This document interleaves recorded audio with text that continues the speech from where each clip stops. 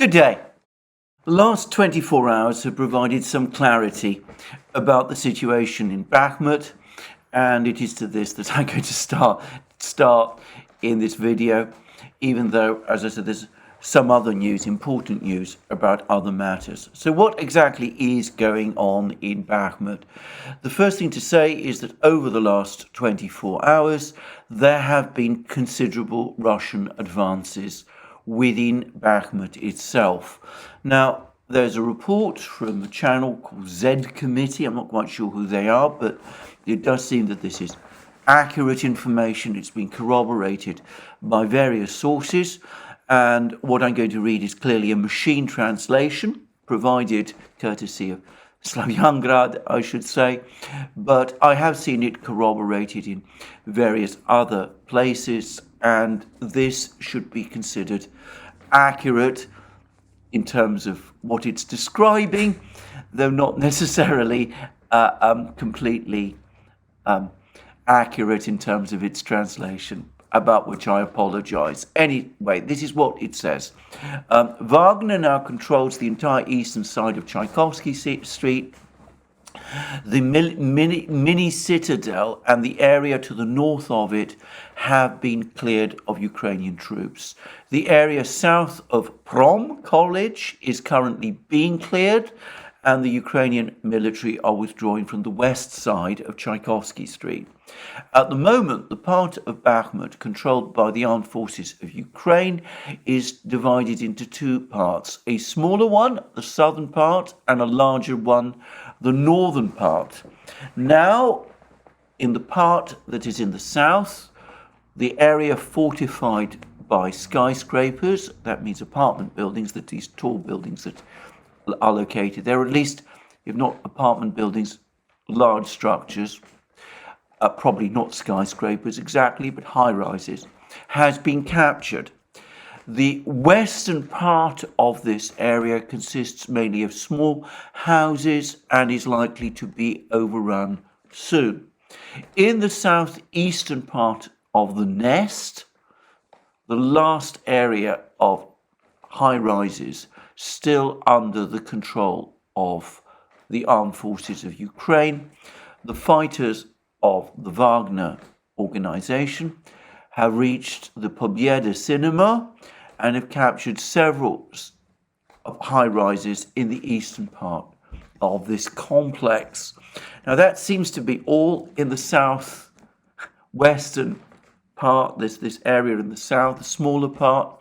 The Ukrainians continue to hold out, or so it seems, in the more northern area. At least that's my understanding of this rather confusing report. And there was a further report which appeared a short time later. It says that in the northwest of the city, Wagner assault forces advanced along Medvedev, Cherniakovsky and Tolbukin streets. A number of positions have been taken near the intersection of Levanevsky and Defenders of Ukraine Street. In the south of Bakhmut, Wagner troops managed to reach the line of 1st Lesneznaya Street. So that's what we have about the information within Bakhmut itself.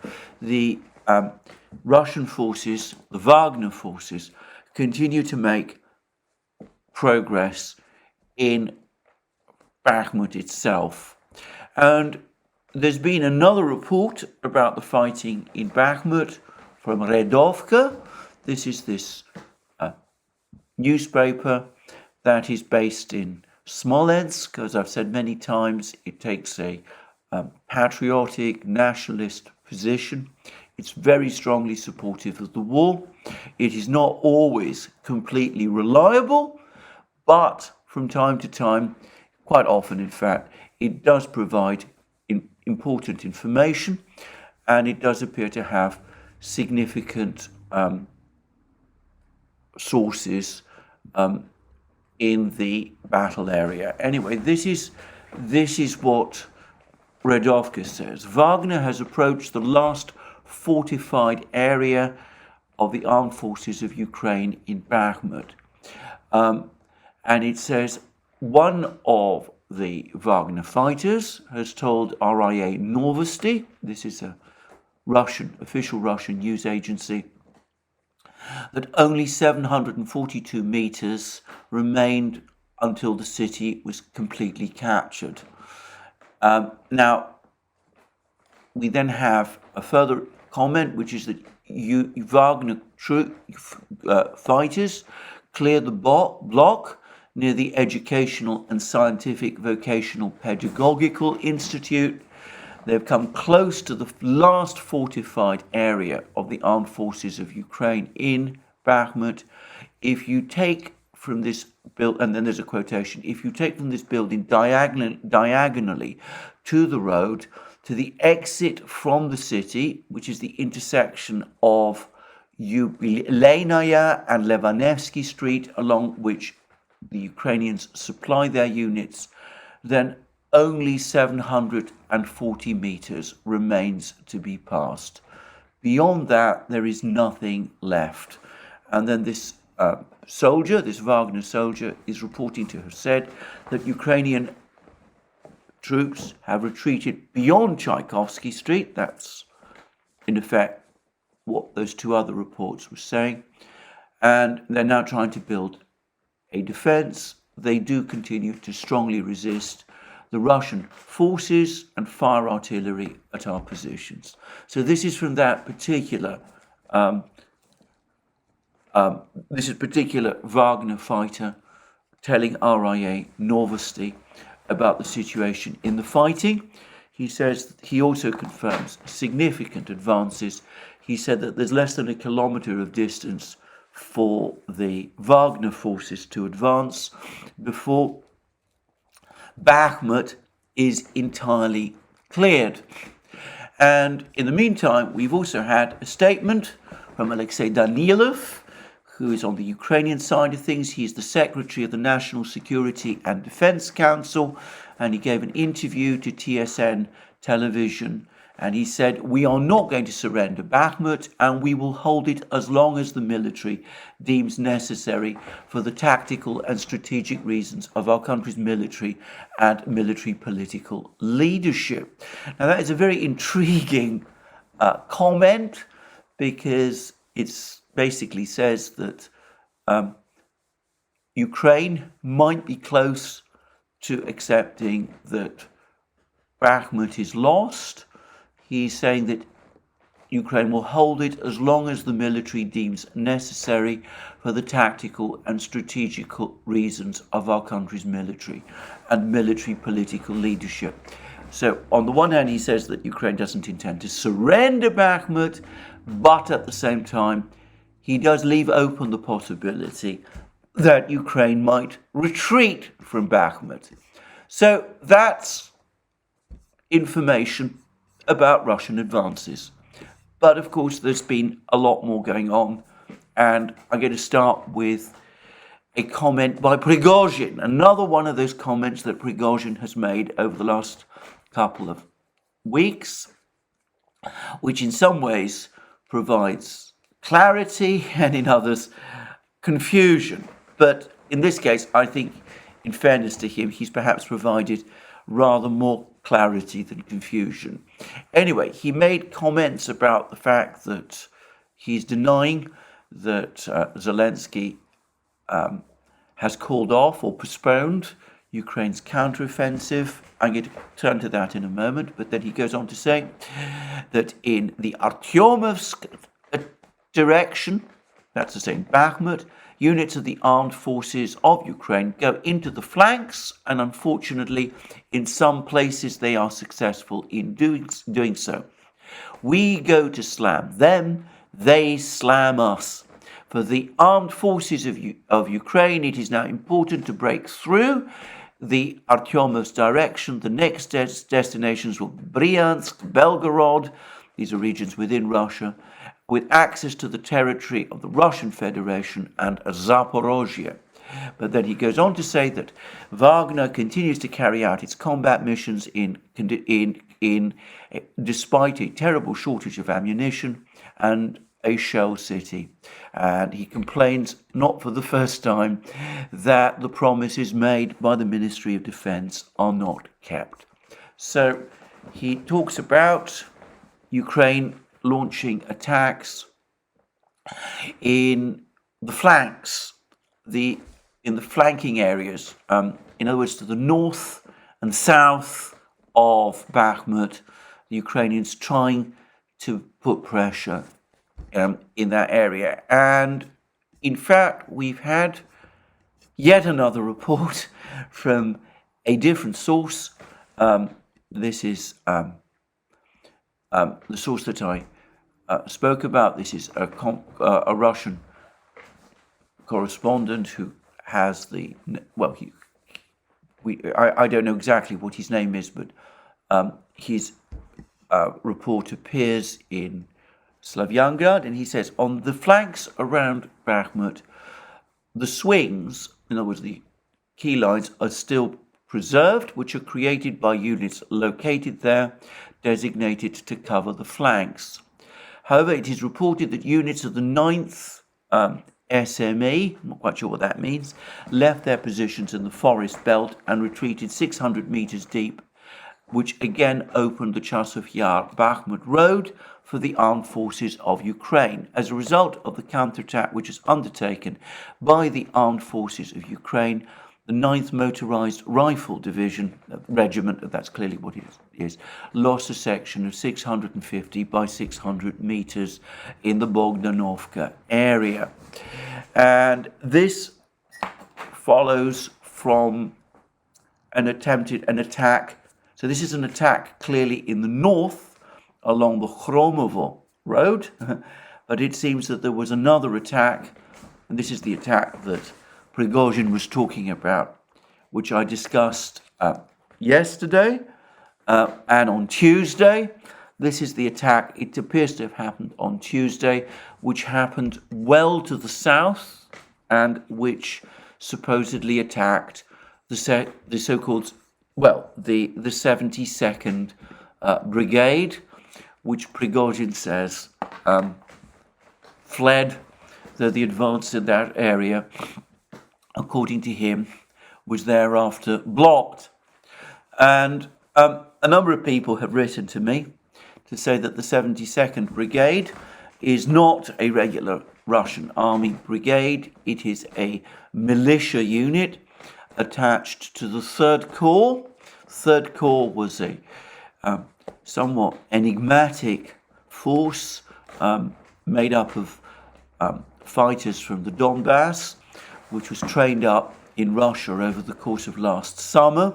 There's an enormous amount of talk, I remember, about it over the course of the summer and the early autumn about what it was intended to do. There was lots of discussion about its size and effectiveness, and some people thought it would be used by the Russians to mount some great offensive somewhere, and its numbers were at one point given at something like 30,000 men. It's turned out to be a much smaller force, perhaps 5,000 to 10,000 men in total, and it's clearly part of the militia of the Donetsk region. I should say that the militia, as far as I can make out, the Donbass militia consists of 3 corps. The 1st Corps, which is made up, which is a force controlled by the Donetsk regional government, or originally set up by the Donetsk regional government.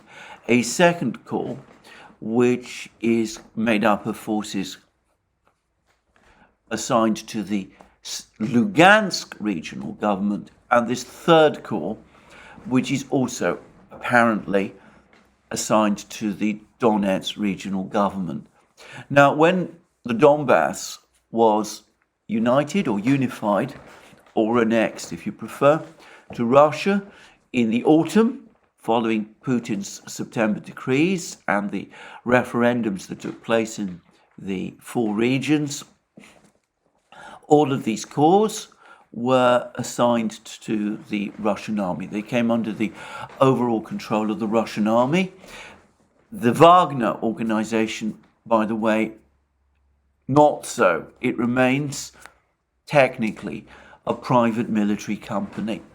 So these militia units technically now formally are part of the Russian armed forces, but they do continue to preserve an independent and distinct identity.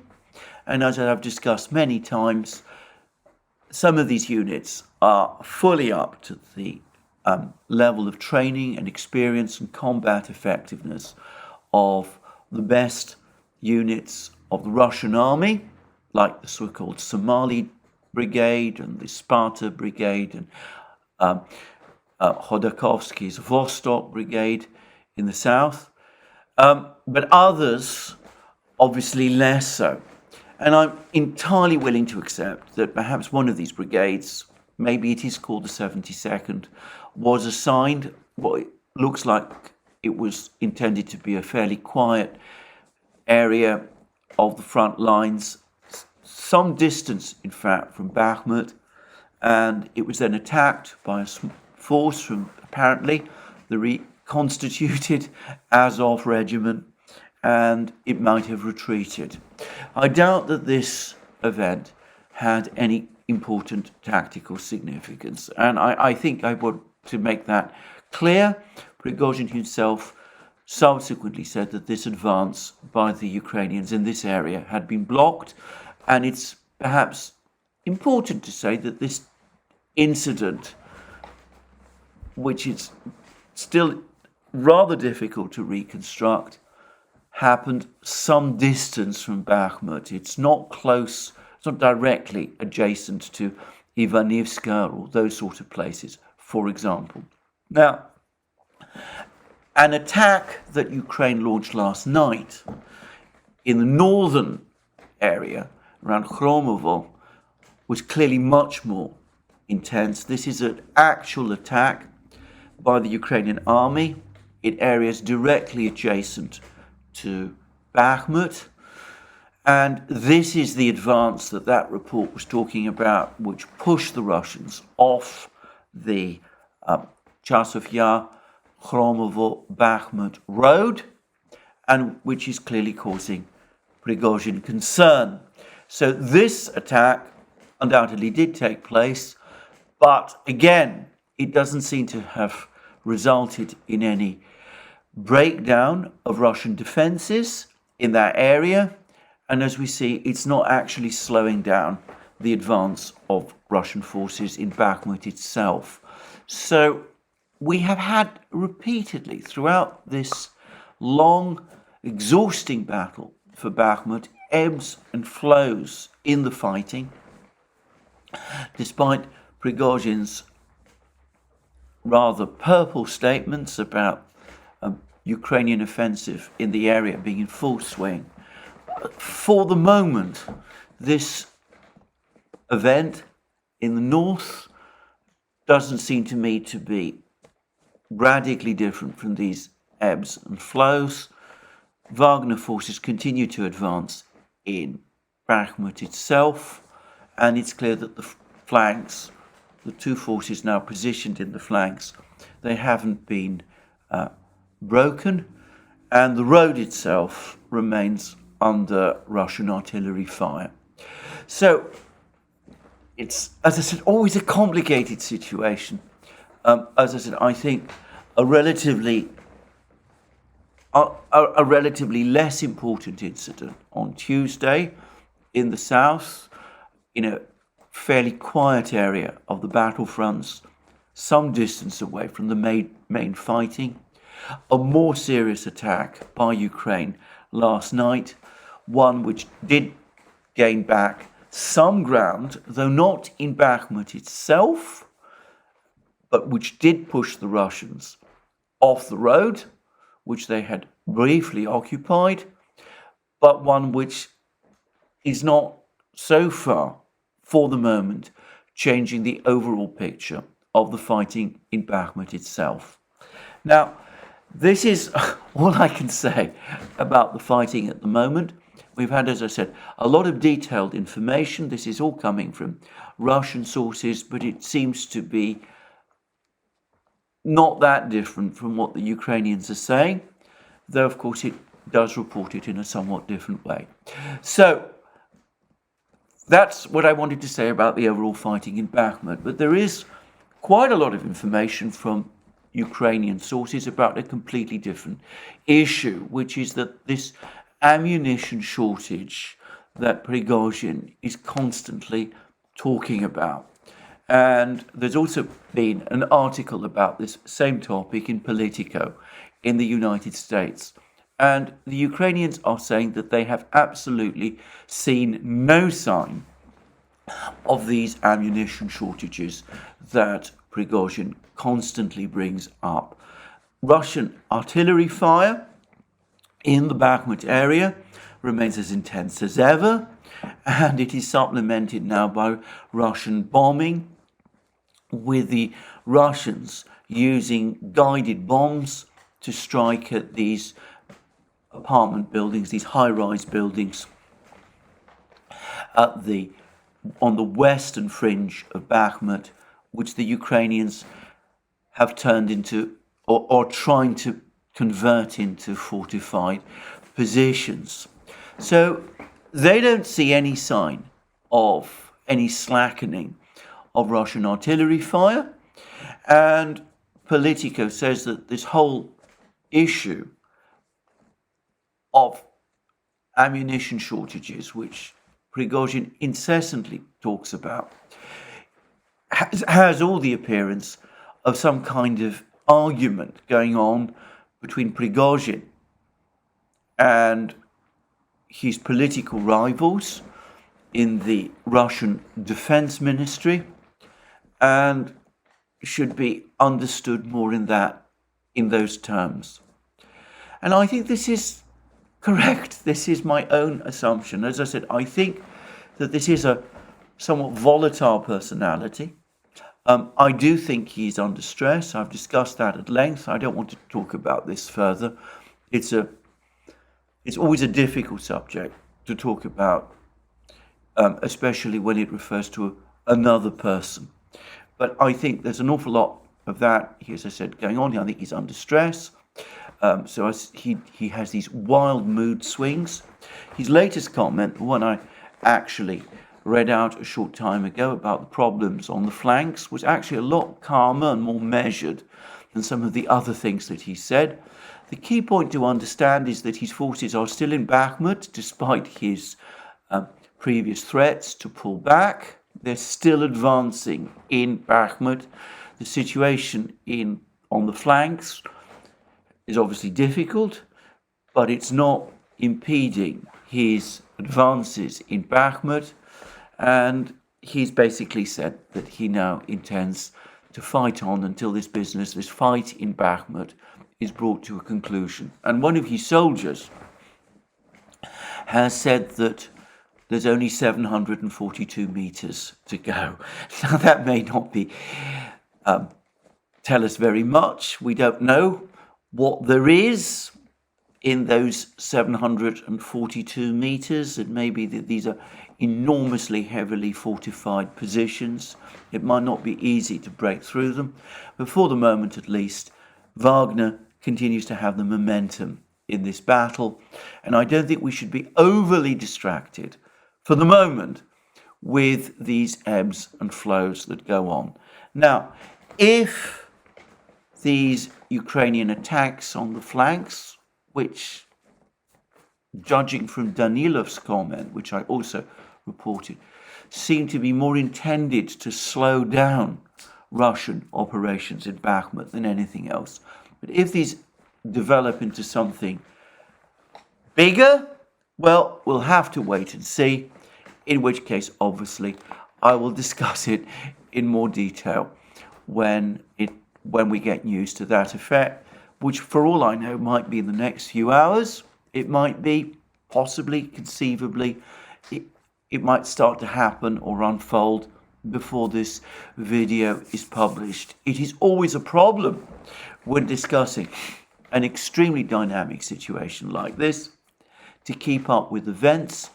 Obviously, the commanders on the various sides don't concern themselves. They're not worried about my timetabling issues.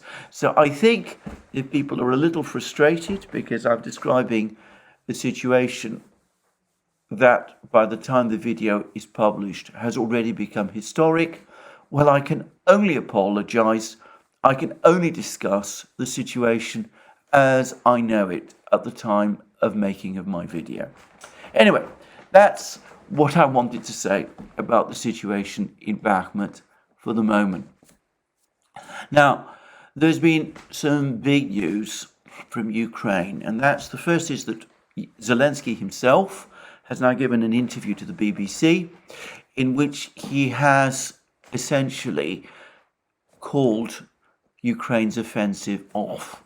Now, I want to say, when I say that, what he's actually telling the BBC is that Ukraine is intending to postpone the offensive. The BBC says that he said to the BBC, Zelensky said to the BBC that Ukraine needs more time, that things aren't ready, that, of course, if they were to attack now, they would be successful, but there would be very heavy casualties. And that's not what Ukraine supposedly wants. And for that reason, the offensive has got to be postponed in order to give Ukraine more time to prepare. And that's what Zelensky is saying. He's not, as I said, formally called the whole thing off, but I can sense that there are more and more people in the West who are becoming exasperated by these delays. So, firstly, we've had comments from Josep Borrell, the European foreign minister, the EU's foreign minister, that's what I will call him. He's not technically its foreign minister, but anyway, he's been a notable hardliner. He's coming forward and saying that, Ukraine's been given everything it needs. It's been given 1 million shells, thousands of armoured vehicles, all of these things. It has not, in fact, been given 1 million shells by the EU. Those shells so far are shells which the EU has promised to supply. There's been massive arguments and discussions about how to procure these shells. It's clear that they have not yet been procured. Perhaps at some point over the next few weeks they will be supplied. But anyway, the tone of Borrell's statement strongly suggests a degree of irritation, asperity, if you like, about the way in which the Ukrainians seem to be playing for time in terms of postponing their offensive until they get more of what they want. And then there's been an article in Bloomberg, and it says that since the beginning of the winter, the Western powers have transferred more than 200 tanks and 300 infantry fighting vehicles, and that though Ukraine still doesn't have an advantage in air, and Russian troops are better trained and have more manpower in 2022, Ukraine nonetheless has all the force that it really needs for an offensive, and that the stockpiles of Western countries are now depleted so that they can't be expected to provide Ukraine with more. Now this, to my mind, this article in Bloomberg is in effect telling Ukraine, look, we've given you all we can, all we have, you must go forward. It talks about how no army ever gets everything it needs before it can launch an offensive. This is a truism in some respects, but not a truism, I would say, that the United States ever follows in its recent wars. On the contrary, my experience of US military operations, when it conducts military offensives, is that the United States not only does go out of its way to give its forces not just everything they want, but even more than that, but then it practically doubles that amount as well. So I don't think that this is, strictly speaking, true, that armies never go into battle with all the things they need. That may be true of the vast majority of armies, but it is not, so far as I can see, true of the American army. But anyway, I won't discuss that further. Anyway, the point is that what Bloomberg is saying, or is at least reporting Western officials are saying, is that Ukraine has been given all that it is going to get, can't realistically be expected to hold out for more.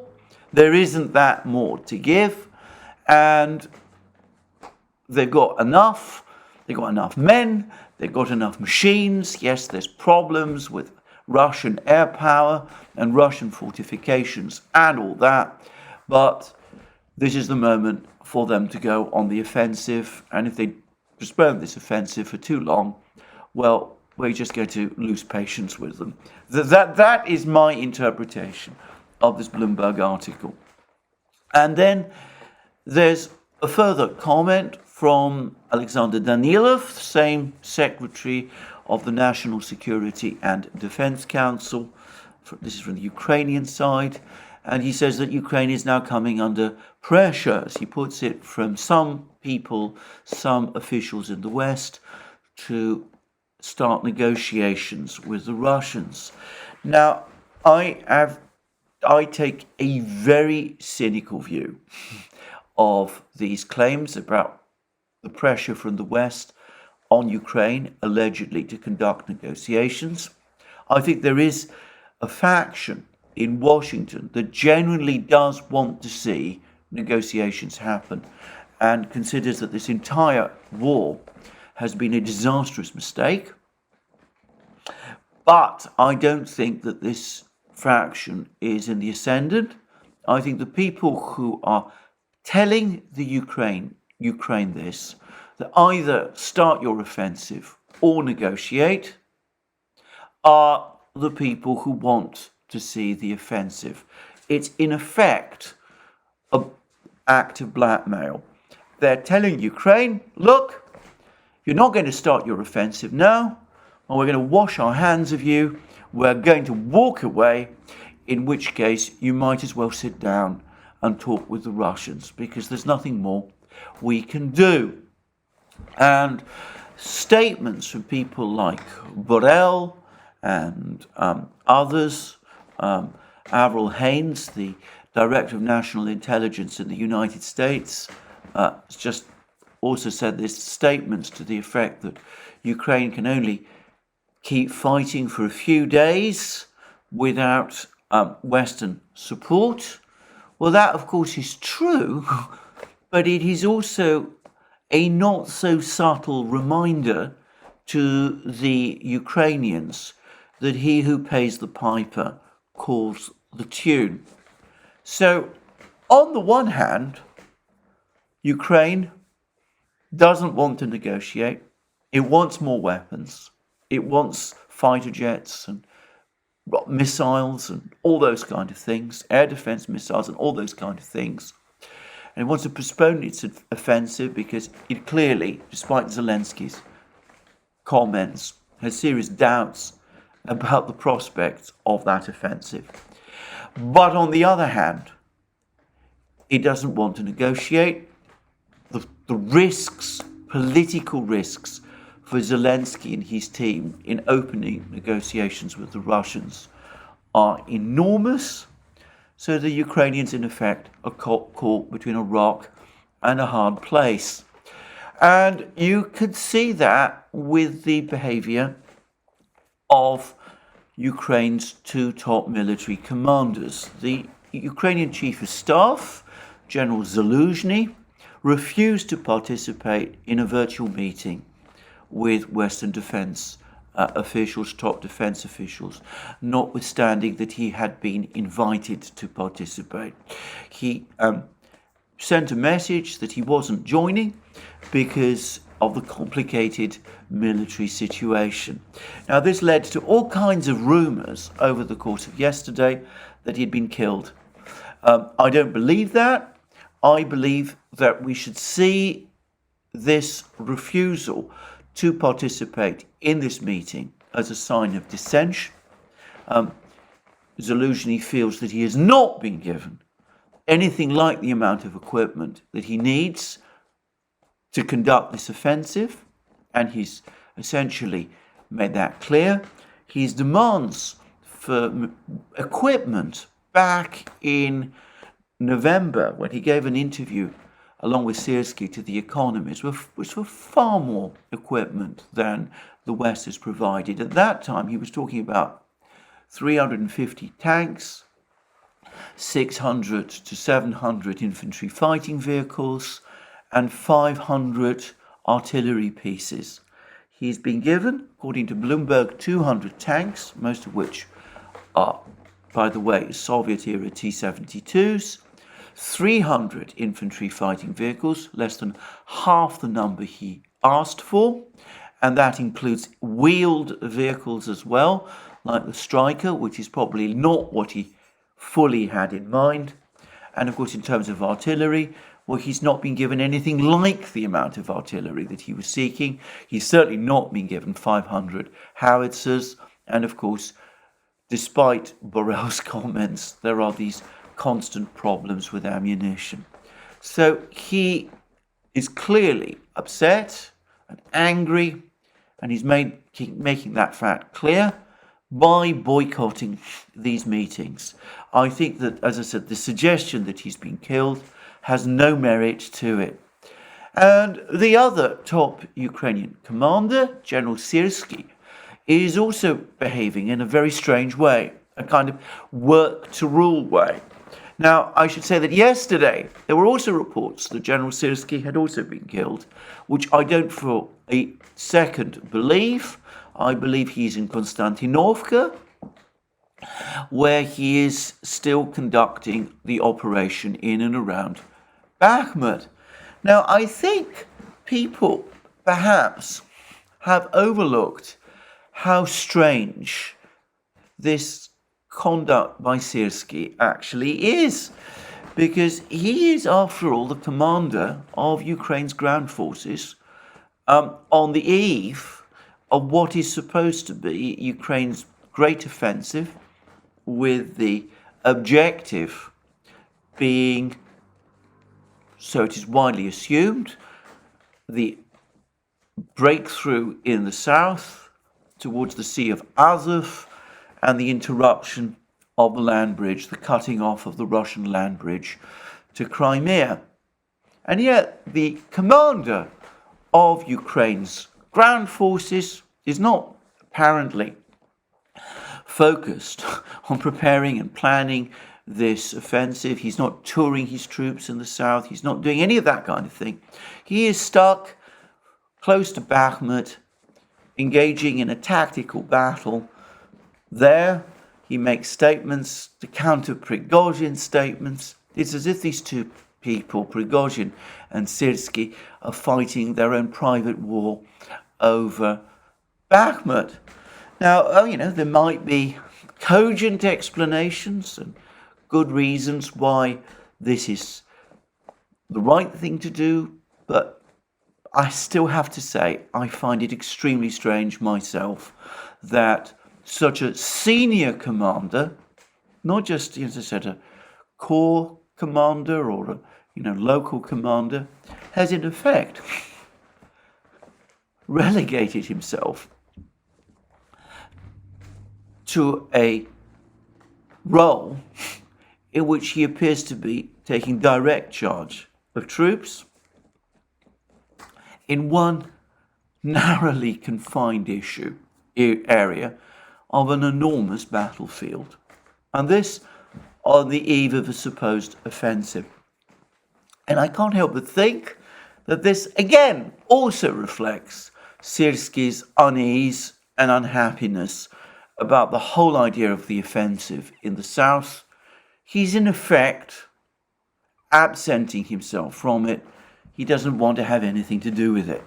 So it's not, or so it seems to me, a particularly good situation with Syrskyi either.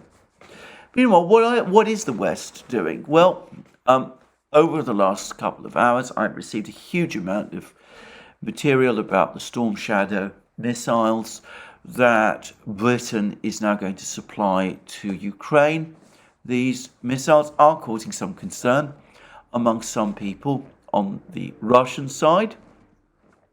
It's been pointed out that using these missiles, which have a range of around 300 kilometers, the Ukrainians could, in theory, reach any position, any location in Crimea, including the Kerch Bridge, and indeed they could also launch attacks deeper into Russia itself. Now, I understand all of that, but I am going to make a number of observations about the Storm Shadow system, which Storm Shadow missile, which I think what I'm going to say is factual and ought to be non-controversial. First of all, it doesn't seem to me to be comparable or analogous to the ATACMS missile, which the United States has now again made clear that it is not going to provide to Ukraine. The ATACMS missile is a ground-launched supersonic missile. It flies at 3 times the speed of sound, and it carries a powerful warhead, about 450 kilos. But of course, its hitting power is increased by the speed with which it strikes a target. So this is, at least in theory, a powerful ground-launched missile. Also, since the missile is ground-launched, you can launch it from ground-launched launchers that you can conceal in particular locations. It's perhaps a more difficult missile to detect. Now, the Storm Shadow is different. It has the same warhead as the ATACMS missile, also 450 kilos. So in that one respect, it is similar to the ATACMS missile, but in all other respects, it is different.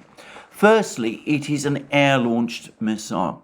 It's launched by aircraft, and of course, the aircraft themselves are therefore a potential target. And bear in mind that because it has a 300-kilometer range, the Russians, who have abundant means to keep track of Ukrainian aircraft, fighter jet dispositions, they're able to work out from which air bases Ukraine will be operating the aircraft which will launch these missiles, and they'll be able to keep track on those air bases, track the aircraft as they take off, potentially shoot them down. The second thing to say about the Storm Shadow is that it is subsonic. It's not a supersonic missile in the way that the ATACMS missile is. Now, it's high subsonic, but obviously that in theory makes it easier to shoot down, probably, I'm guessing, than a supersonic missile. The reaction times are longer, and with the Russian aircraft always in the skies and able to monitor what's going on with their radars and things, they can probably track missiles like this with a fair degree of accuracy with their airborne radars, even if these missiles, these Storm Shadow missiles, operate closer to the surface. And lastly, apparently before it hits its target, the Storm Shadow rises up and does a kind of vertical dive on the target, which will also apparently make it more visible. Now, I should say, by the way, in providing all this information, I've had an awful lot of help from a number of people in understanding the system. It is a low observable missile, but it is not stealthy. And again, I have been told that it uses a turbojet engine rather than a turbofan engine.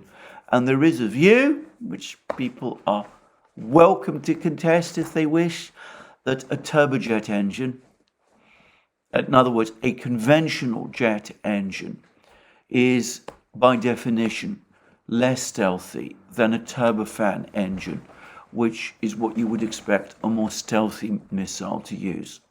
So it is a less potent system, a more easy to detect system than the ATACMS. Against that, it is cheaper. The British and the French, who make it alongside the British, have a significant number of them. They can supply a fair number of these missiles to Ukraine, and it does have a long range. I'm not discounting its effectiveness at all.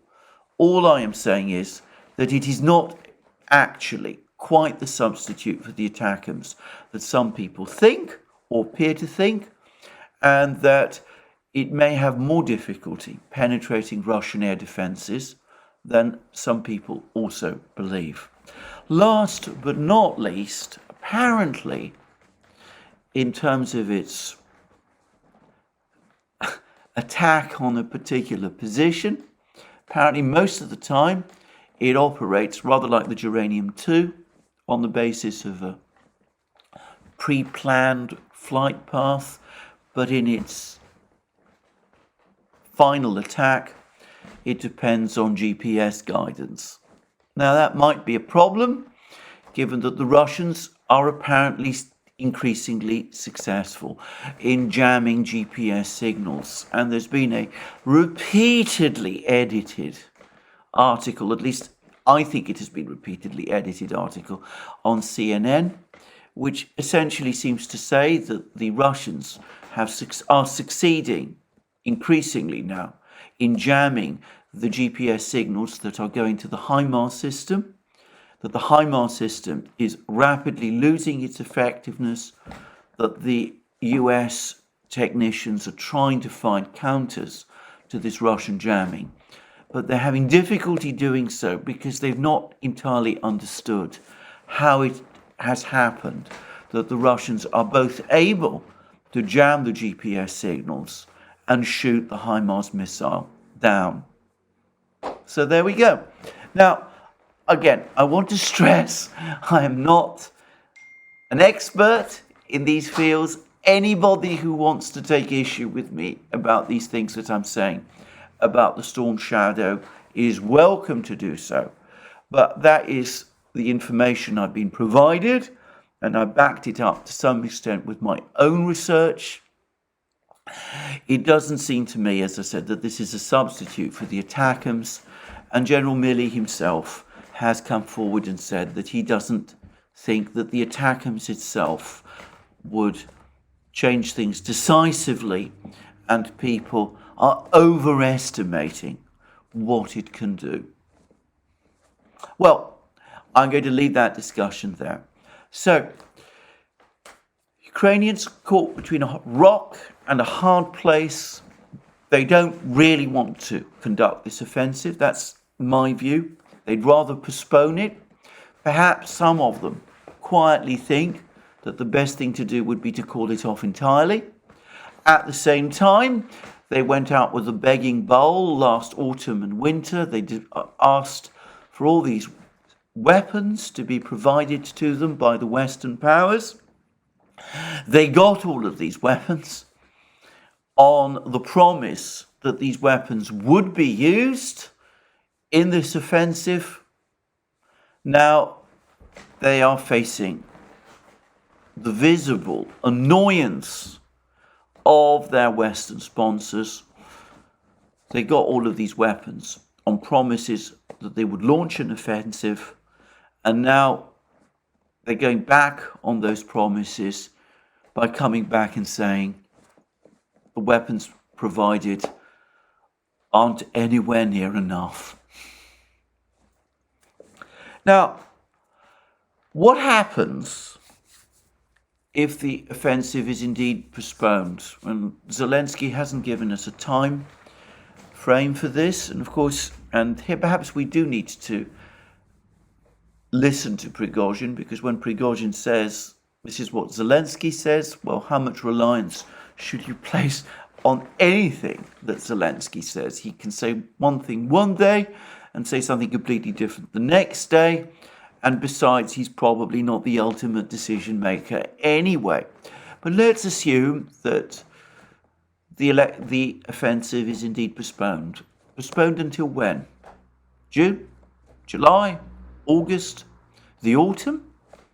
The last Ukrainian offensives, the ones that took place in the autumn of last year, had themselves been postponed apparently from earlier dates. It's not exactly clear what the sequence was, but anyway, they were postponed. But perhaps this postponement will be longer, and of course, the Ukrainians can say to themselves that they are actually going to get more weapons. Some of these million shells that Borrell is talking about, well, they might get rather more of them.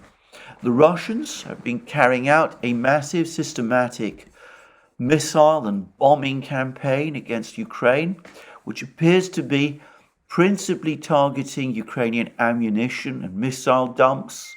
There's no information about how effective that's been. The Russians tell us that they've blown up lots of Ukrainian ammunition dumps and warehouses. Maybe they've destroyed many of the shells that Ukraine had stockpiled and been supplied. I've seen one suggestion that as many as a quarter of them have now been destroyed, but I've no idea where that comes from.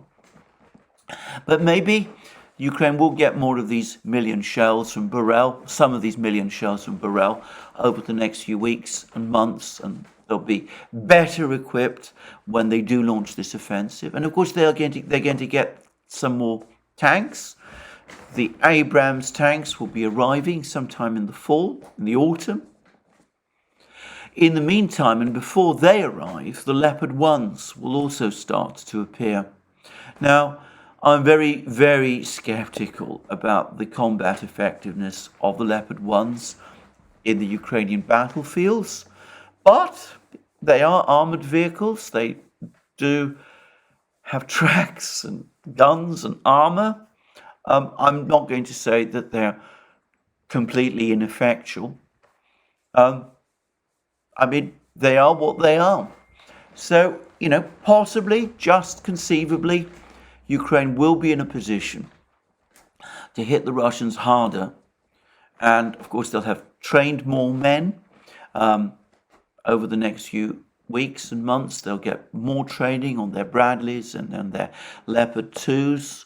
And Borrell has also said, by the way, that the EU has trained up 17,000 Ukrainian soldiers, and that number will increase to 30,000 by the end of the year.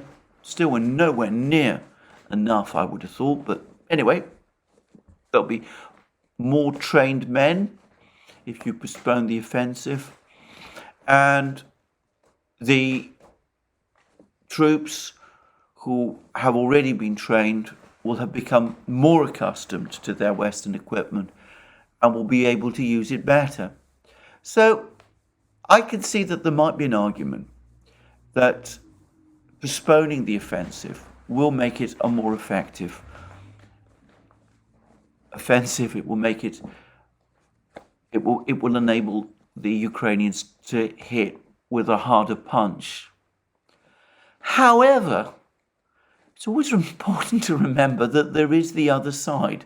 It's a misconception that the Russians are simply going to sit on their hands and do nothing over the next few weeks, even as the Ukrainians prepare.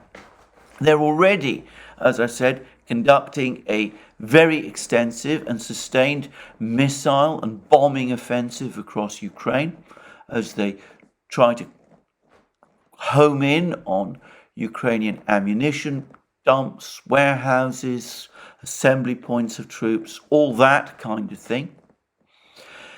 But they will also presumably be reinforcing. They will be producing more tanks themselves, more infantry fighting vehicles, more shells, more guns, more aircraft, more drones.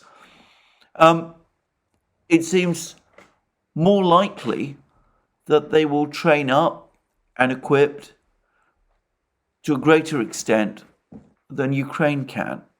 So if the Ukrainian forces get stronger as a result of a postponement of the offensive, there's a risk that the Russians might become stronger still, that the balance, in other words, might start to shift even further towards the Russians. And of course, the Russians will be able to build even more fortifications. They're apparently doing so all the time. They haven't stopped. And the fortified lines might get harder and even more difficult to break through than they are now. So it's far from certain that postponing the offensive is necessarily going to put the Ukrainians in a stronger position than the one in which they are now. And there is, of course, the other factor, which is what if the Russians, in the meantime, decide to attack?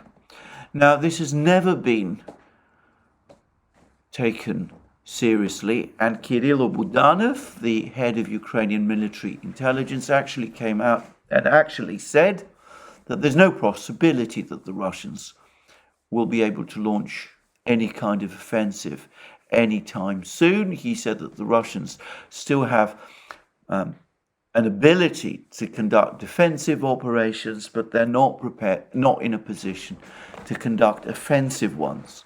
And again, I wonder whether he made that comment in response to an internal argument that is going on, whether the Ukrainians have been warned that if they delay their offensive, warned by the West, I should say, that if they delay their offensive, the Russians might get in their punch in first, and whether Budanov wasn't put up to say that in order to try to counter that criticism, which is that comment, that warning, which is being made behind the scenes. But again, I don't want to jump ahead. I don't know that the Russians are, in fact, planning an offensive of any kind at the moment. Up to Zaluzhny, the Chechen commander of the Bakhmut Special Forces Unit, which is part of the Lugansk militia's second corps, said that the Russians are not going to carry out any big arrow offensives. They're going to weather the storm of the Ukrainian attack and keep up their incremental attritional advance, which limits the losses that they experience and which will enable them to achieve victory by August or September next year. And maybe that is more likely what the Russians will do. But there are some Russian officials who are now talking about an offensive. Now, so far they're civilians. They're people like Vladimir Rogov and people like that. Sladko, the acting governor of Kherson region, Russian-controlled Kherson region. They are increasingly talking about Russian forces going on to the offensive, either after the Ukrainian offensive has been defeated or perhaps even before then. And I doubt that these people are particularly well informed about Russian plans, but it is a possibility. Anyway, we'll have to wait and see. But I would suggest that there's clearly now growing arguments, both within Western capitals, in Washington in particular, about whether to sit down and negotiate, whether to try to find a diplomatic solution to this war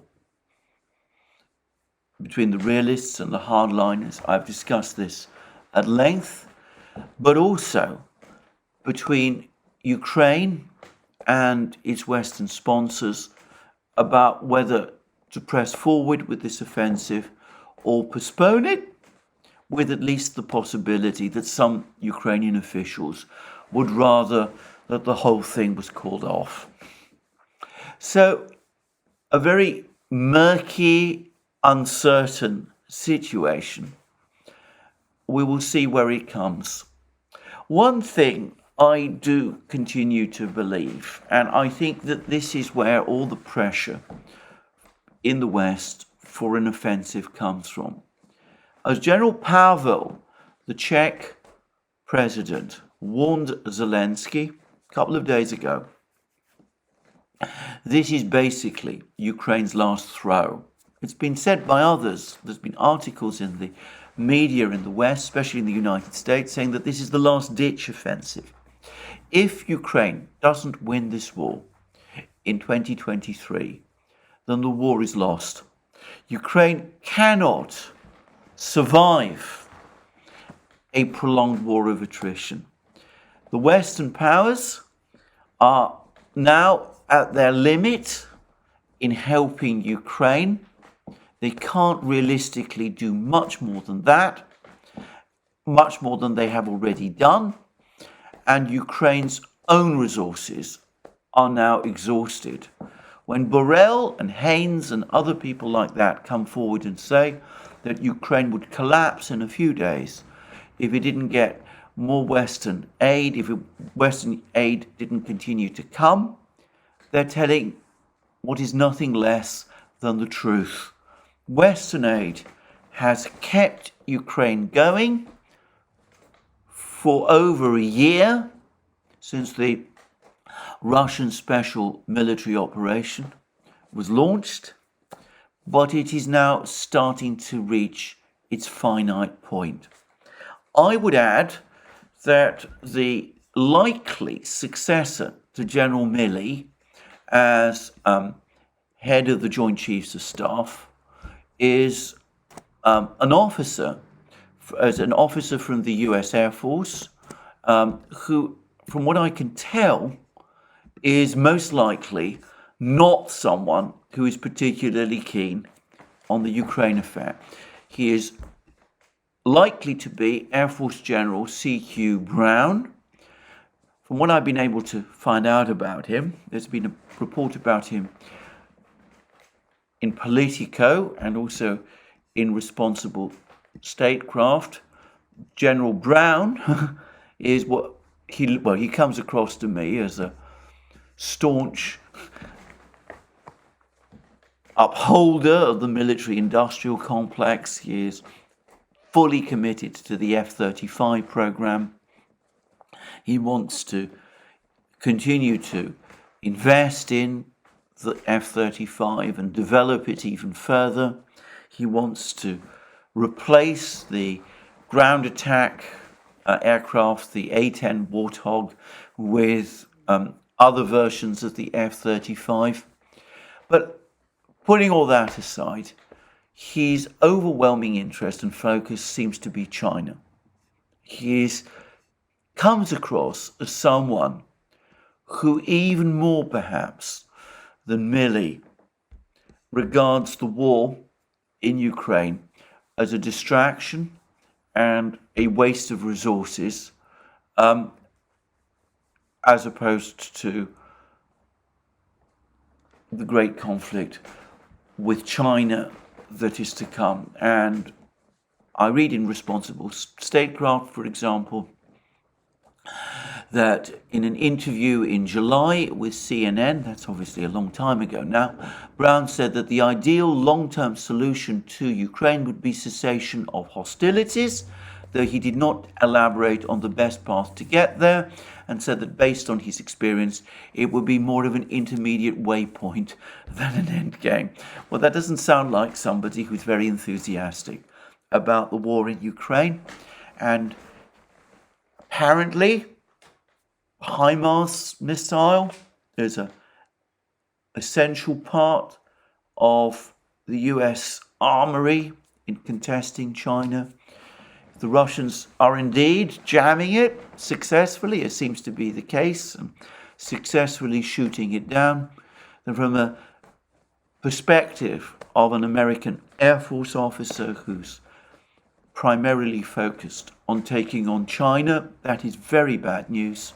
He must be worried that the Russians are sharing all this know-how with the Chinese, and that might make him even more keen to close down this operation in Ukraine. So Ukraine may not have limitless amount of time before it. And then, of course, there's the politics. There's elections coming in Slovakia. The expectation is, and this may be wrong, by the way, that Robert Fico and his party, which have been critical of the war, will be re-elected in Slovakia, and that Slovakia might change its commitment. I'm going to say that people should not expect that. My own view is that what's going to happen is that every conceivable wire will be pulled to prevent that development in Slovakia, and people should not have expectations of any sudden change in Slovak politics or policies, regardless of the outcome of this election. But nonetheless, one can see that there is a groundswell of opposition in Slovakia. There's also increasing amounts of information that in Germany the mood is also souring on the war. And of course, there's also a manufacturing contraction there. And in the United States, there must be concern that all these legal attacks on Donald Trump, which I'm not going to discuss in this program, far from weakening him, appear to be making him stronger. I noticed that the British historian Neil Ferguson now says that he expects Trump to be re-elected president next year. Now, Ferguson is not, by any conceivable measure, the most reliable guide to the outcome of US elections. But having said that, he does know the United States up to a point, and he is probably reflecting growing concerns within the United States amongst the liberal Biden camp about the flow of events there.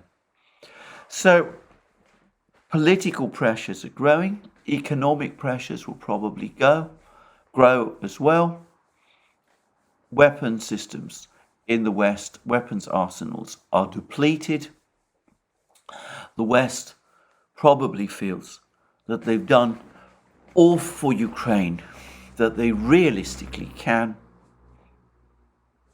And they're now having to face the possibility that it might not be enough, and that the Ukrainians themselves are getting cold feet about this offensive they've been repeatedly told to launch. Well, it's a complicated, confusing situation. I still myself firmly believe that an offensive of some kind will come.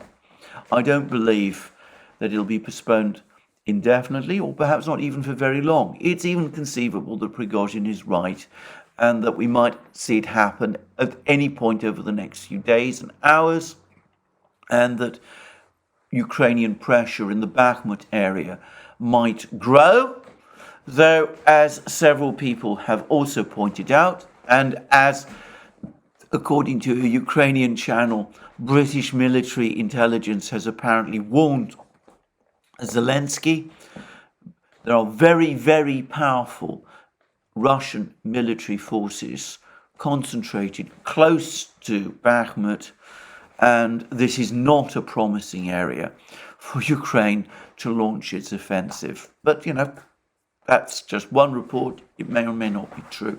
But anyway, we will see what comes over the next few days. But the dissension is taking place, that arguments are happening, that the Ukrainians are not happy. Of that, I am sure. And the strange behavior of General Zaluzhny boycotting a meeting with Western defense officials, and General Syrski isolating himself, exiling himself to Konstantinovka, close to Bakhmut, far away from Kiev, far away from the Zaporozhye front, where all the fighting is supposed to take place.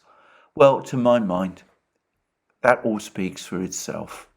So, more from me soon. We'll be hearing, no doubt, what is going on in Bakhmut, whether the Wagner forces are able to continue their advance, whether they're able to complete the advance across those 742 meters, which we're told is all that's left, or whether the Ukrainians will carry out a more effective counterattack than the one they've launched over the last couple of hours. And we'll see what the Russians do in response if such a counterattack does indeed materialize. And obviously, we'll need to keep on top of all of the other events. But anyway, that is me for today. Just to say again, thank you for joining me for this program. To remind you that you can find all our programs on our various channels, Locals, Rumble, BitChute, ODYSEE, Rockfin and Telegram. You can support our work if you wish via Patreon and Subscribestar, links under this video. Don't forget also to check out our shop where you find all kinds of amazing things, magic mugs, hats, hoodies, t-shirts, sweatshirts, rucksacks, bottles, all those great things. And last but not least, if you've liked this video, please remember to tick the like button and to check your subscription to this channel. That's me for today. More from me soon, and have a very good day.